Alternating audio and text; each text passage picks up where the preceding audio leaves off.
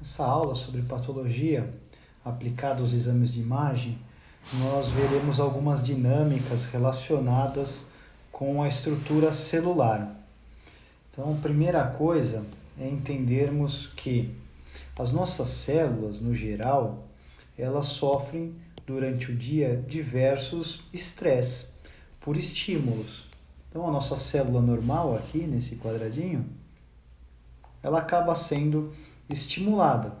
E esses estímulos podem ser estressores, como no caso, por exemplo, peso que eu estou carregando numa musculação, que é um estímulo saudável, ou ele pode ser um estímulo nocivo, radiação, excesso de luminosidade do sol, né? Não somente a radiação por exames de imagem, um estímulo químico, que eu entro em contato de forma constante.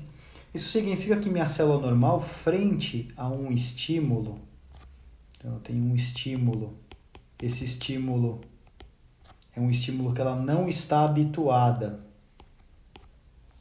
Ela pode gerar um processo de adaptação, ela pode se acostumar com aquele estímulo, ou esse estímulo pode ser intenso e promover o processo de lesão celular.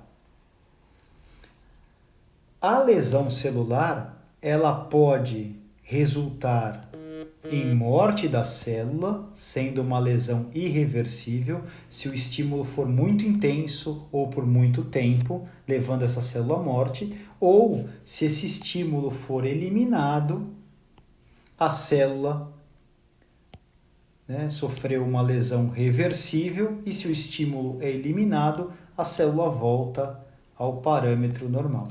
Então temos algumas coisas a pensar, que os estímulos podem causar processos de adaptação em nossas células. Então estudaremos as adaptações celulares.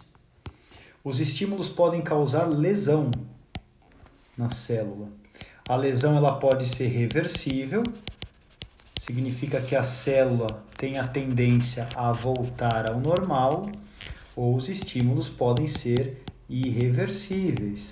Sendo irreversível, a célula caminhou para o seu quadro de morte. Vamos ver primeiro as adaptações celulares. Então, quando falamos em adaptações celulares,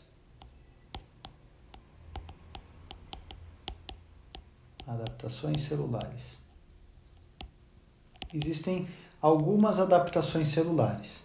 Eu não vou dar atenção nesse momento a todas as adaptações celulares. Vamos primeiro trabalhar com as adaptações que causam aumento do volume e tamanho do órgão. Isso significa que o órgão aumenta o seu volume e tamanho, mas por um processo que acontece na célula. E esse aumento é chamado de hiper. A hiper pode ser uma hipertrofia ou uma hiperplasia. São duas adaptações celulares distintas, porém, ambas aumentam o volume e tamanho do órgão. Como diferenciá-las? A hipertrofia,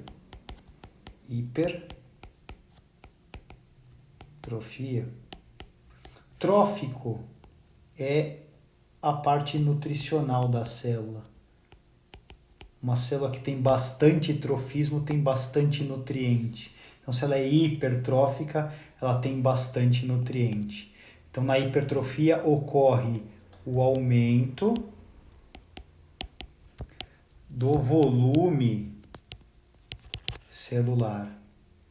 E quando o volume da célula aumenta, eu tenho como resultado o aumento do tamanho e do volume do órgão. Aumento do tamanho e do volume do órgão. Quer dizer que um órgão hipertrófico, ele aumentou o volume de suas células. E hiperplasia. Hiperplasia. Plasia é divisão, multiplicação. Uma hiperplasia eu tenho mais células, porque elas se dividiram. Então, o órgão aumenta de tamanho, porque eu tive o aumento do número de células.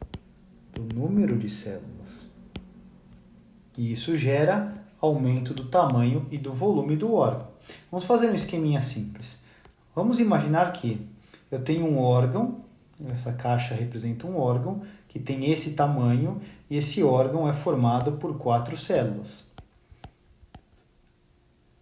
E aí temos um estímulo ofertado para esse órgão, e as células respondem aumentando a quantidade de material no seu interior, elas ficam mais nutridas.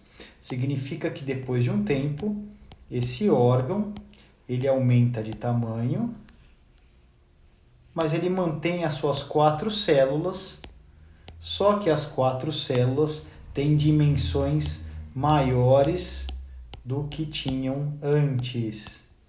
Então esse é um processo de hipertrofia.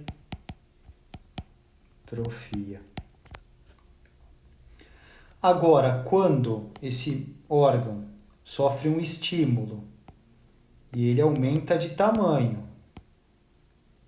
mas as suas células não aumentam de tamanho,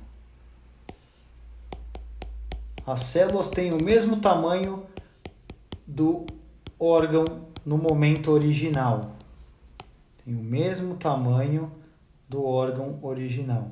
Só que era um órgão com 4 células e agora eu tenho diversas células. Eu aumentei o tamanho do órgão por aumentar a quantidade de células. Isso é chamado de hiperplasia.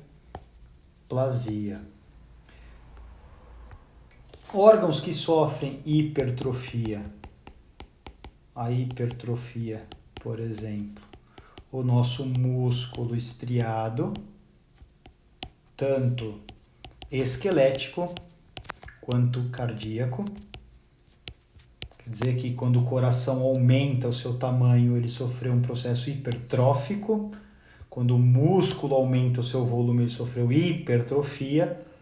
E hiperplasia, por exemplo. Hiperplasia acontece com o tecido epitelial, formador de glândula, por exemplo, a próstata sofre hiperplasia, multiplicação. O músculo liso sofre hiperplasia, multiplicação do número de células. A multiplicação, a hiperplasia é um sinal de alerta, porque como a hiperplasia ocorre devido a um processo de mitose, de multiplicação de células, essa multiplicação pode conter erros, um erro genético. Significa que hiperplasia, colocando aqui, hiperplasia não é o processo, mas é um fator de risco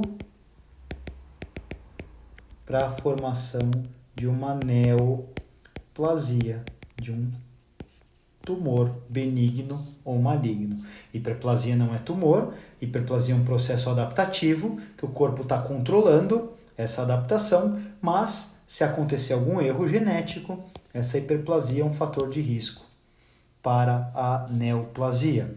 Vamos observar nos exames de imagem. Então a musculação, a carga excessiva, o trabalho muscular intenso faz com que o músculo se adapte. O tamanho do músculo aumenta e quando eu olho, eu aumentei o tamanho da célula, não o número das células, mas o tamanho dessas células. Visto numa ressonância magnética, o bíceps do braço, aqui é o húmero, o tríceps, já dá para perceber um bom volume de tríceps e o volume do bíceps aumentado. e esse aqui é um exame do mesmo paciente, só que é o lado esquerdo dele, aqui é o lado direito, e ele tem uma hipertrofia do lado direito por ser o lado que ele mais utiliza, de maior uso.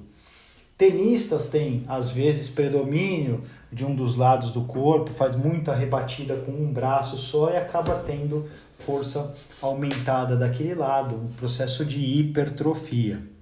No coração, por exemplo, o coração normal, então eu vou observar a espessura desse miocárdio, do septo, da parede direita e esquerda, e aqui eu percebo que o miocárdio aumentou muito de espessura, está sofrendo um processo hipertrófico.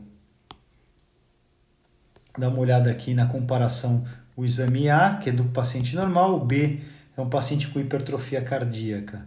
O átrio direito, o septo interatrial e o átrio esquerdo. Perdão, o átrio direito, o átrio esquerdo. O septo interventricular, aqui o ventrículo esquerdo, com músculo papilar, a corda tendínea, a válvula, anatomia cardíaca. E eu posso medir a parede do ventrículo para verificar a sua espessura, a cavidade ventricular que é preenchida por sangue. Quando eu observo o átrio esquerdo, o átrio direito, o septo interatrial e aqui a musculatura do ventrículo esquerdo, já dá para observar que essa musculatura tem um volume muito maior que o normal, a cavidade está bem pequena e esse coração sofre de um processo hipertrófico. Temos outros aqui, olha. Posso fazer essa medida no exame de ressonância magnética do septo, da parede ventricular esquerda, olha a espessura dessa parede direita e determinar o quanto de hipertrofia esse coração sofre.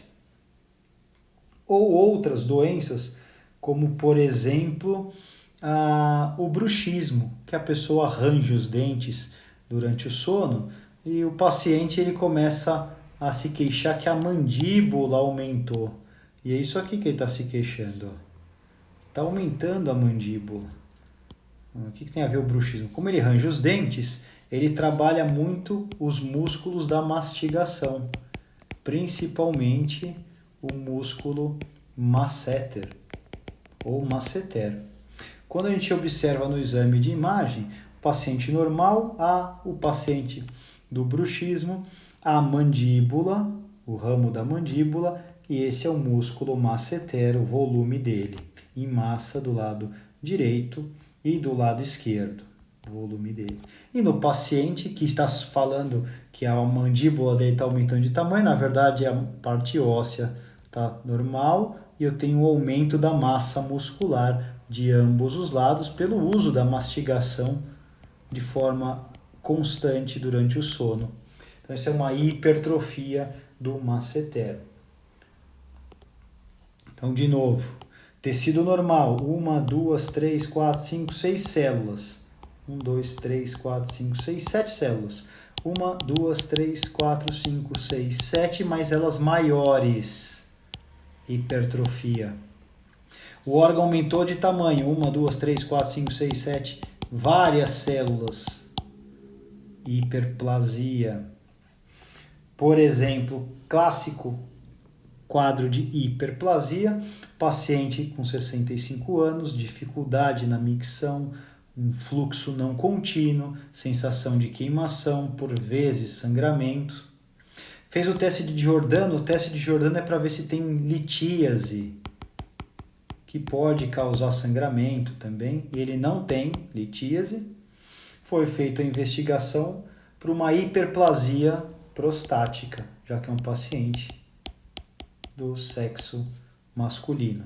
A próstata, ela é atravessada pela uretra e quando chega por volta dos seus 50 a 55 anos, ela sofre estímulos de hormônios à base de testosterona.